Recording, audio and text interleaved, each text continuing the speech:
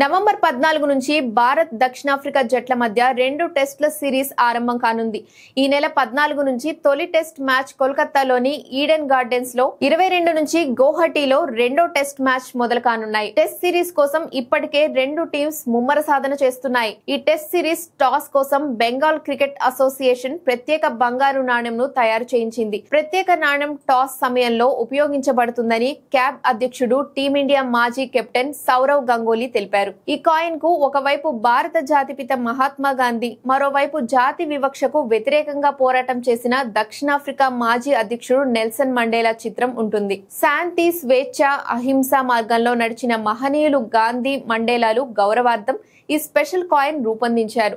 ఈ నాణెంను test series లోని 2 మ్యాచ్ల్లో టాస్ సందర్భంగా ఉపయోగించనున్నారు. మహాత్మా గాంధీ, నెల్సన్ మండేలా గౌరవార్థం 2015 నుంచి భారత్ దక్షిణాఫ్రికా జట్ల మధ్య జరిగే టెస్ట్ సిరీస్ ను ఫ్రీడమ్ ట్రోఫీగా పిలుస్తున్న సంగతి తెలిసిందే. ఇక 6 సంవత్సరాల తర్వాత కోల్కతాలోని ఈడెన్ గార్డెన్స్ లో టెస్ట్ మ్యాచ్ జరుగుతుంది.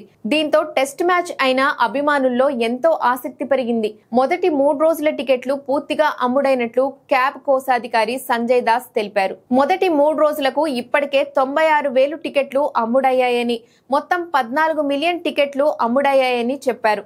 ఇక ఢిల్లీలోని ఎర్రకోట సమీపంలో జరిగిన బాంబు దాడి నేపథ్యంలో ఆటగాళ్లు, ప్రేక్షకుల భద్రత కోసం కోల్కతా పోలీసులు ప్రత్యేక భద్రతా ఏర్పాట్లు చేశారు.